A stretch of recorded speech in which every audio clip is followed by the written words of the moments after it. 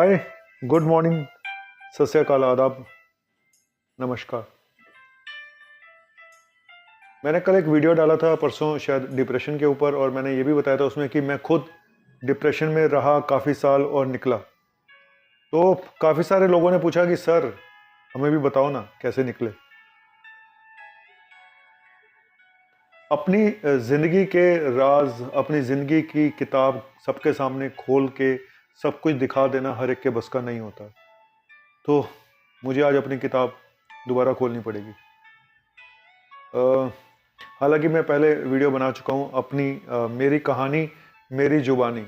इसमें मैं काफ़ी बार बता चुका हूँ अपने बारे में कि मेरे साथ क्या हुआ था, और कहीं हद तक मैंने ट्रीटमेंट भी बताया कि मैं कैसे निकला। लेकिन आज शायद मुझे फिर बताना पड़ेगा, क्योंकि तब से अब तक काफ़ी लोग 2 साल से ऊपर का 3 साल हो गए हैं जब मैंने बताया था। और मुझे लगता है कि शायद कोई बात नहीं, मैं अगर दोबारा बताने से किसी का कोई फ़ायदा हो सकता है, किसी को कोई मोटिवेशन मिल सकता है, तो मैं अपनी ज़िंदगी के राज फिर दोबारा बताने को तैयार हूँ। शॉर्ट में कोशिश करूँगा जितना शॉर्ट में बताऊँ आपको। देखो, ख्वाब हर इंसान के होते हैं, मेरे भी थे। छोटे से शहर का, छोटे से घर का, परिवार का, लोअर मिडिल क्लास का एक लड़का एक ख्वाब देखता है और डॉक्टर बन जाता है। हिंदी मीडियम से पढ़ा हुआ था और वहाँ गया इंग्लिश मीडियम। बहुत मुश्किल हुई पढ़ने में, क्योंकि इंग्लिश आती नहीं थी। किसी तरह से पास हो गया। फिर पढ़ने में अच्छा था। फिर एमडी मेडिसिन मैंने ज्वाइन किया। 86 में मैं गया था, 91 में एमबीबीएस किया जब मंडल कमंडल का चक्कर चल रहा था, और 96 में मैंने एमडी मेडिसिन कंप्लीट कर ली, अपनी पोस्ट ग्रेजुएशन।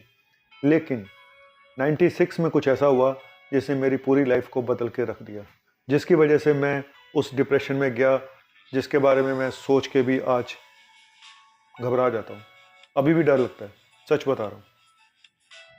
क्या हुआ था 96 में, एक हादसा हुआ था मेरी प्रोफेशनल लाइफ के साथ। एक खेल खेला गया था मेरी लाइफ के साथ, जिसमें से मैं निकल नहीं पाया 10-12 साल तक, और सीवियर डिप्रेशन में चला गया।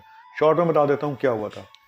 एमडी मेडिसिन के दौरान हमारा जो बैच था, 15 लोग थे हम लोग, जो एमडी मेडिसिन लखनऊ के किंग जॉर्ज मेडिकल कॉलेज से कर रहे थे।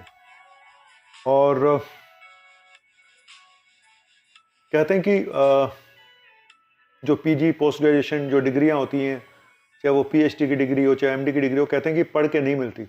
वो जो हेड होता है उसके सब कुछ उस पर डिपेंड करता है कि वो आपको फेल करेगा या पास करेगा। यानी आप एक भिखारी के समान होते हो, भले ही आपको कितना भी क्यों ना आता हो। मैं सीधा था, मुझे ज़्यादा पता नहीं चलता था, ना मुझे ये पता था कि चमचागिरी ये सब डिप्लोमेसी क्या होती है। मैं बहुत स्ट्रेट फॉरवर्ड था, नटखट था, लेकिन दिमाग बहुत तेज था, और लोगों को ये पसंद नहीं था। एग्ज़ाम से एक दिन पहले 15 में से 14 लड़के और एक लड़की भी थी शायद, हेड के पांव छूने जाते हैं। हेड हमारे बंगाली थे, अब इस दुनिया में नहीं है। उनके पैर छूने जाते हैं, और मुझे कोई लेके नहीं जाता, ना मुझे कोई बताता है कि हम लोग उनके घर जा रहे हैं पैर छूने के लिए। उनको लगा कि मैं बहुत एटीट्यूड वाला हूँ, मैं नहीं आया। सबको पास कर दिया, मुझे फेल करके। उस साल उन्होंने रिटायर होना था, और जिस साल हेड रिटायर होता है उस साल वो किसी को फेल नहीं करता, ये वहाँ का रूल था। लेकिन उन्होंने मुझे फेल किया, सबको पास कर दिया, सब चले गए, हॉस्टल खाली था, और डॉक्टर काला अकेला बैठा हुआ रो रहा था। मैं सच बता रहा हूँ, मैं जिंदगी में कभी नहीं रोया हूँ। मैं सच बताऊँ, मुझे खुद याद नहीं कि मैं कब रोया हूँ, लेकिन हाँ, उस दिन मैं बहुत फूट फूट के रोया था, क्योंकि मैंने जिंदगी में नहीं सोचा था कि यार मैं भी कभी फेल भी हो सकता हूँ। मैं हमेशा टॉपर बच्चा रहा था, अच्छे मार्क्स से पास हुआ था। फेल तो बहुत दूर दूर की बात थी यार, ये क्या हो गया। वो जो शौक लगा ना, और उसके बाद पास होने के लिए मुझे क्या क्या करना पड़ा, ये मैं आपको बता नहीं सकता हूँ। जो जो मैं नहीं करना चाहता था, मुझे सब वो करना पड़ा। सारी वो चमचागिरी करनी पड़ी, हर तरह का वो काम करना पड़ा। शायद आपने 3 इडियट्स देखी होगी, उसमें जो प्रोफेसर होता है, सेम चीज। मेरी कहानी बिल्कुल वैसी ही है जैसे 3 इडियट्स की थी। पास तो हो गया मैं, दूसरी बार नाक रगड़ रगड़ के, उनके तलवे चाट चाट के पास तो हो गया, लेकिन एक मेंटल ट्रॉमा में जा चुका था, एक शॉक में जा चुका था। चुपचाप वहां से निकल गया, शादी हो चुकी थी, चुपचाप वहां से निकल गया, ना किसी को बताया, ना किसी का नंबर लिया, चुपचाप वहां से चला गया, और फिर दिल्ली आ गया। लेकिन डिप्रेशन शुरू हो चुका था। उसको बोलते हैं पोस्ट ट्रोमेटिक स्ट्रेस डिसऑर्डर, यानी आपकी ज़िंदगी में कोई ऐसा काम होना जिसकी वजह से आप शॉक में चले जाओ, उस ट्रॉमा में से निकल ही नहीं पा रहे हो, उसी को बोलते हैं पोस्ट ट्रोमेटिक स्ट्रेस डिसऑर्डर। और मैं उसका शिकार हो चुका था। हर रोज रात को सपने आते थे अपने कॉलेज के, हर रोज ऐसे सपने आते थे। कोई दिन ऐसा नहीं 10 साल तक, एक सिंगल डे ऐसा नहीं था जिस दिन मुझे अपने कॉलेज का सपना ना आता हो। रात को डर के मारे उठ के बैठ जाता था, पसीने आने लगते थे, ये क्या हो रहा है, वो क्या हो रहा है। सोचिए, एक डॉक्टर होके मैं अपने आप को मैनेज नहीं कर पा रहा था ठीक से। ऐसा नहीं था कि मुझे पता नहीं था कि मैं डिप्रेशन में चला गया हूँ, कोई मेडिसिन भी सूट नहीं करती थी। जो खाता था उसका कोई साइड इफेक्ट हो जाता था, किसी को खा के नींद आती थी, किसी को खा के कुछ होता था, सारा दिन सोता रहता था। आदत भी पड़ गई थी ड्रिंक करने की, हफ्ते में 1 या 2 बार ड्रिंक भी कर लेता था। उसकी वजह से मुझे लगता है शायद मेरी प्रॉब्लम और बढ़ रही थी। बहुत स्ट्रेस में था, बहुत तनाव में, क्योंकि मेरे साथ के लोग कहाँ से कहाँ पहुँच गए थे। मैं आगे पढ़ ही नहीं पाया।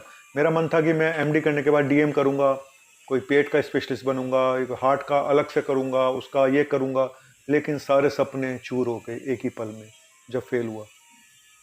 भरोसा उठ गया, सिस्टम से भरोसा उठ गया कि भाई सिर्फ चमचागिरी करके तलवे चाट के ही पास होता है इंसान। अगर पढ़ाई से पास होना था तो मैं पास हो गया होता। साथ के लोग तरक्की करते जा रहे थे और मैं चुपचाप एक कोने में पड़ा हुआ, अपने एक छोटा सा क्लिनिक था वहाँ बैठा रहता था। वहाँ पे भी सोता रहता था, क्लिनिक पे भी सोता रहता था। मन करता था कोई मत आए, कोई पेशेंट ही मत आए, ऐसा मन करता था। जॉब भी करता था साथ में, और साथ में ये भी करता था, लेकिन हालात ठीक नहीं थे। बिल्कुल एनर्जी, ऐसा लगता था बॉडी के अंदर एनर्जी नहीं है, किसी से बात करने का मन नहीं करता था। बहुत फ्रस्ट्रेटेड फील करता था अपने आप को, बहुत अकेलापन महसूस करता था अपने आप को। और बच्चा भी हो गया था, बेटी भी हो गई थी, एक छोटी सी खुशी मिली, लेकिन वो अंदर का जो डिप्रेशन था वो जाने का नाम नहीं ले रहा था। बहुत स्ट्रगल किया, बहुत स्ट्रगल किया। ईमानदार था, जिस भी हॉस्पिटल में काम करने आता था, ज़्यादातर हॉस्पिटल से इसलिए निकाल दिया गया क्योंकि ईमानदार था, उनको बिजनेस नहीं दे सकता था। और मैं भी ऐसा था कि मैं कॉम्प्रोमाइज़ करने वालों में से नहीं था। सोचा था जो भी होगा देखी जाएगी, लेकिन मैं कॉम्प्रोमाइज़ नहीं करूँगा अपने आप से। कोई मैं वो काम नहीं करूँगा जो मैं अपनी शक्ल खुद को ना दिखा पाऊँ। दिन बीतते गए, 10 साल हो चुके थे। मुझे लगा नवनीत कुछ तो करना पड़ेगा। सबसे पहले मैंने अपनी डाइट को चेंज किया। धीरे धीरे मेरी फाइनेंशियल कंडीशन धीरे धीरे ठीक होती जा रही थी। जब आप इतने साल तक मेहनत करते हैं तो थोड़ा बहुत तो आप स्टैंड हो ही जाते हैं। शायद 15 साल पहले मैंने अपना 12 साल पहले एक पहला घर खरीदा था। मुझे आज भी याद है जब लोगों, मेरे साथ के डॉक्टर अपनी अपनी कोठियाँ बना चुके थे, अपने महल बना चुके थे, तब मैंने एक छोटा LIG फ्लैट खरीदा था, आज से 15 साल पहले। 25 साल हो गए मुझे MD करे हुए। 10 साल तक ऐसी तैसी कराता रहा मैं। थोड़ा बहुत डिप्रेशन कम हो चुका था, लेकिन पूरी तरह से ठीक नहीं हो रहा था। मैंने अपनी डाइट चेंज करी, शुगर बंद करी, बहुत सारे डाइट चेंज करी, थोड़ा वॉक शुरू करी, पंडित के पास भी गया।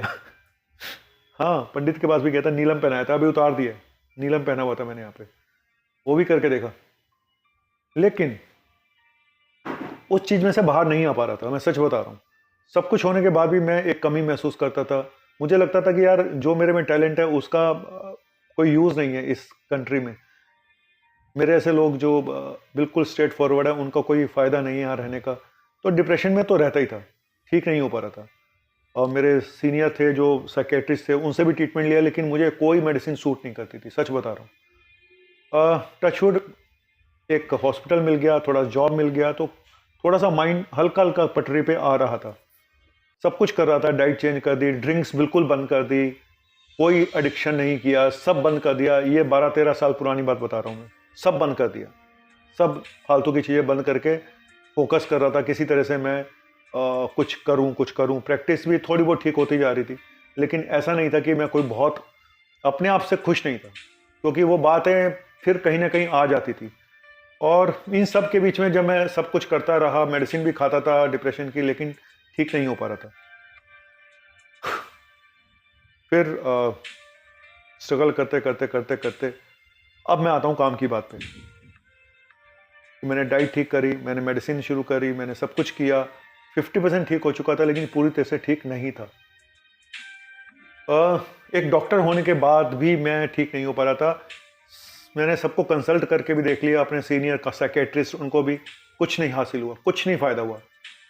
मुझे एक दिन बैठे बैठे पता नहीं कुछ ऐसा लगा कि नवनीत तुझे कुछ करना चाहिए, कि खाली दवाइयों के भरोसे आप नहीं रह सकते, आपको कुछ अपने आप भी कुछ ऐसा करना पड़ेगा जो आपको खुशी दे। पैसा तो जब आएगा तब आएगा, तुझे ऐसी क्या चीज़ है जो तुझे खुशी दे सकती है। तब तक फेसबुक आ चुका था, सोशल मीडिया हो गया था, यूट्यूब हो चुका था, सब कुछ आ चुका था। 3 साल पहले, करीब 3.5 साल पहले, मैंने ऐसे ही एक दिन एक वीडियो बनाया और अपने दोस्तों को भेजा, तो उन्होंने कहा कि अरे तुम तो बहुत अच्छा बोलते हो, तुम तो लोगों से कनेक्ट हो रहे हो, तुम कुछ शुरू क्यों नहीं करते, कुछ करो ना। तब मैंने अपना यूट्यूब चैनल शुरू किया। हालांकि उस समय यूट्यूब चैनल मैं सिर्फ अपने लिए बनाता था, कोई मेडिकल टॉपिक नहीं होते थे, मोटिवेशनल, कॉमेडी, सिंगिंग, ये सब करता था। देखता कौन था? कोई भी नहीं, बहुत कम लोग देखते थे, हार्डली 200-400 व्यूज़ आते थे उसके ऊपर। फिर मैं डिप्रेस हो गया, मैंने कहा यार ये भी कोई नहीं देखता, मैं करूं क्या। हालांकि अपनी खुशी के लिए करता था, पर यह है कि अगर आपकी व्यूअरशिप अच्छी रहती तो आपको एक मोटिवेशन और ज़्यादा मिलता है। मैंने कभी सोचा नहीं था कि मैं ये सब यूट्यूबर, एक प्रोफेशनल यूट्यूबर बन जाऊंगा। फिर एक दिन मैंने कुछ मेडिकल टॉपिक्स पे वीडियो बनाए, तो उनमें से एक आधा वीडियो वायरल हो गया। उसके बाद मुझे लगा कि नहीं नवनीत, ऊपर वाले ने तुम्हें बोला कि तुम एज ए डॉक्टर ही आगे जाओगे, तुम कॉमेडी करो, सिंगिंग करो, जो मर्जी करो, तुम्हें इसी से ही रिलेटेड कुछ करना पड़ेगा। आप अलग हटके कुछ ज़्यादा नहीं कर पाओगे, एज ए डॉक्टर ही आगे बढ़ना पड़ेगा। KGMC का पढ़ा हुआ, इतने अच्छे कॉलेज का टॉपर। बस मैंने सोच लिया कि अब क्या करना है एज ए डॉक्टर। फिर कोविड आ गया, आपने देखा ही है कोविड के बाद कि मैं आपके सामने किस रूप में हूँ। मैं ये कहना चाहता हूँ कि इस YouTube ने जो मुझे खुशी दी, आप लोगों से, इतने लोगों से मैं रिलेशन बना लिए, इतनी ऑडियंस मुझे चाहती है, भले ही मेरे अभी व्यूअर सब्सक्राइबर 7 लाख के या 7.5 लाख के आसपास हों, मैंने ये भी नहीं सोचे थे। मैंने कभी नहीं सोचा था YouTube मुझे पैसा देगा। पैसा भी मिला, सब कुछ मिला, नाम, शोहरत, पैसा, थोड़ा बहुत सब कुछ मिला। मैं ये नहीं कह रहा हूँ कि मैं कोई बहुत बड़ा स्टार बन गया हूँ, लेकिन मुझे एक रास्ता पता चल गया और मैंने अपनी एनर्जी को चैनलाइज कर दिया। जो एनर्जी हमेशा डिप्रेशन में लगी रहती थी, पुराने थॉट्स में लगी रहती थी, गिल्ट फील करता था कि मैं ऐसा ना करता तो वैसा करता, वो सारी एनर्जी पॉजिटिव लाइन में आ गई। क्यों? मैंने ये शौक पाल लिया एज ए यूट्यूबर। मैं सारे गम भूल गया। जो मैं खुशियाँ दूसरों से उम्मीद करता था मुझे लोग खुशी देंगे, वो मुझे खुशी अब अपने अंदर से महसूस होती थी, क्योंकि मुझे अब किसी की ज़रूरत नहीं पड़ती। सच बता रहा हूँ, मुझे अब किसी की ज़रूरत नहीं पड़ती है अपनी खुशी के लिए। मुझे, और यही बात मैं आप लोगों को बताऊंगा, यही बात मैं आपको कहना चाहता हूं कि आपको अपनी खुशी खुद तलाश करनी पड़ेगी। कुछ ऐसा करना पड़ेगा, कुछ ऐसा अलग हटके, कुछ अपनी लाइफ में कुछ नया लेकर आना पड़ेगा। और दूसरों से उम्मीद मत रखो। एक्सपेक्टेशंस जब दूसरों से रखते हो ना, तो बस तभी हादसे होते हैं, तभी रोते हैं इंसान। और किस्मत के आगे हम सब बेबस हैं, कब कल क्या हो जाए हमें नहीं पता, लेकिन जो चीज़ हमारे बस में है उसको तो करो। लाइफ बहुत छोटी होती है दोस्त। हम सोचते हैं कि आंख बंद करते हैं ना तो कुछ साल ऐसे गुजर जाते हैं, पता भी नहीं चलता कब बूढ़े हो गए हम, कब बच्चे बड़े हो गए, आपको पता भी नहीं चलता है। फिर अफसोस होता है शायद, अरे मैं ये भी कर लेता, मैं वो भी कर लेता। तो मेरी एज 55 हो चुकी है। 52-51 की एज में मैंने ये सब शुरू किया। इस उम्र के पड़ाव पे जहाँ पे लोग रिटायरमेंट की सोचते हैं, तो मैंने ये नया काम शुरू किया और मैं बहुत खुश हूँ। अंदर से बताऊँ तो मैं बहुत खुश हूँ। लोग मुझे सब जानते हैं। कितने मेरे डॉक्टर्स हैं जो रोज़ का 1 लाख रुपए कमाते होंगे, 2 लाख रुपए रोज़ का कमाते होंगे। ऐसे बहुत सारे डॉक्टर हैं, बड़े बड़े नाम हैं उनके, आप सोच भी नहीं सकते। लेकिन मुझे लगता है मेरी एक अलग पहचान बन चुकी है। मैं एक भी बताऊंगा कि कभी भी अपने आप को दूसरों से कंपेयर मत करो, अपने दोस्तों से, अपने इससे, कि वो ये कर रहा है, वो इतना पैसा। अपनी पहचान खुद एक अलग पहचान बनाओ। कोई ज़रूरी नहीं है, मैं ये नहीं कह रहा हूँ कि आप सब लोग यूट्यूबर बन जाओ, लेकिन कुछ ऐसा करो जो लाइफ में थोड़ा एक्साइटमेंट दे, कुछ नया हो, और कुछ ऐसा करो जिससे किसी को कोई नुकसान ना हो। अपने लिए ज़रूर 1 घंटा निकालो। और मैं वॉक भी करता हूँ, मैं बैडमिंटन भी थोड़ा बहुत खेलता हूँ, मैं मेडिटेशन भी करता हूँ। और सबसे बड़ा मेडिटेशन मेरे लिए म्यूज़िक है। मैं सबको बोलता हूँ, अगर आपको म्यूज़िक अच्छा लगता है, संगीत जो है वो एक तरह का मेडिटेशन है, रिलैक्सेशन एक्सरसाइज है, ठीक है। तो धीरे धीरे गाना भी आ गया। कहते हैं कि जब चाहा हो तो वहाँ रहा अपने आप निकल आती है। तो मैं आप लोगों से बोलूँगा कि कोई भी चीज़ इम्पॉसिबल नहीं है। और जो डिप्रेशन की दवाइयाँ होती हैं, लोग उसको खाना नहीं चाहते, वो कहते हैं आदत पड़ जाएगी। यार आदत किस चीज़ की नहीं है। मैं बार बार बोलता हूँ कि क्या रोज कुत्ते की जिंदगी जीना आपको मंजूर है? रोज घुट घुट के मरना मंजूर है? नहीं है ना? तो भाई एक दिन एक दवाई भी खा के देख लो, शायद आपकी जिंदगी बदल जाए। मेरी जिंदगी दवा से ही बदली है, मैं ये भी बता दूं। उन दवाइयों के भरोसे ही मैं इस लायक हो गया, इतना विल पावर आ गया। आज मुझे 1 करोड़ लोगों के सामने खड़ा कर दो, मैं कुछ भी बोल सकता हूँ उनके सामने, जितना मर्जी, मुझे कोई फर्क नहीं पड़ता। मैं इतना बोल्ड हो चुका हूँ, कभी मैंने सोचा नहीं था चुप रहने वाला इंसान इतना भी बोलेगा किसी दिन। तो ये जो स्टिग्मा है कि मुझे डिप्रेशन है, मैं डॉक्टर के पास नहीं जाऊंगा, मैं ये नहीं करूंगा, मैं ऐसा मैं वैसा, सर ऐसे कभी जिंदगी में ठीक नहीं हो पाओगे। और लोग क्या कहेंगे, लोगों की सुनना तो बंद ही कर दो। ये लोग जो है ना, ये आपको कुछ नहीं देंगे।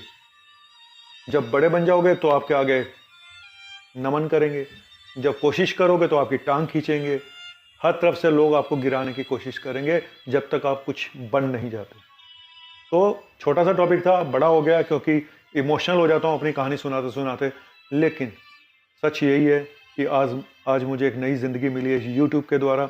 आप लोगों से मिलके, आप लोगों के साथ इतना प्यार हो गया कि मुझे अब किसी के प्यार की ज़रूरत भी नहीं पड़ती है।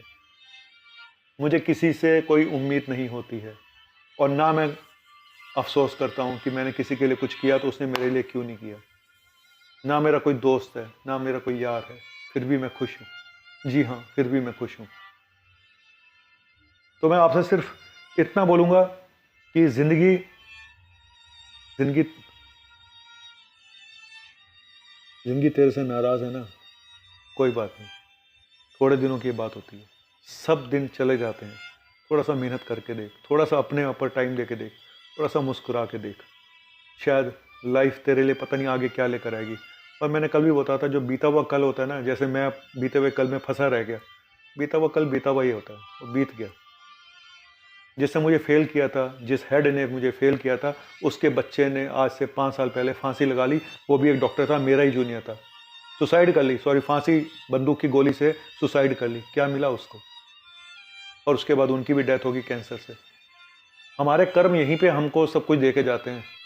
मुझे अफसोस हुआ उनके बेटे ने जब सुसाइड करी कि उसका क्या कसूर था, लेकिन शायद कर्म, आपके कर्म आपको कहीं और, सब कुछ यहीं है भाई, सब कुछ यहीं है, अच्छा बुरा सब यहीं पे है।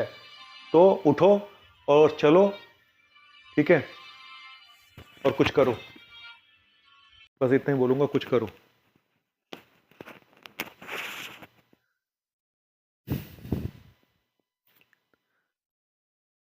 क्यों?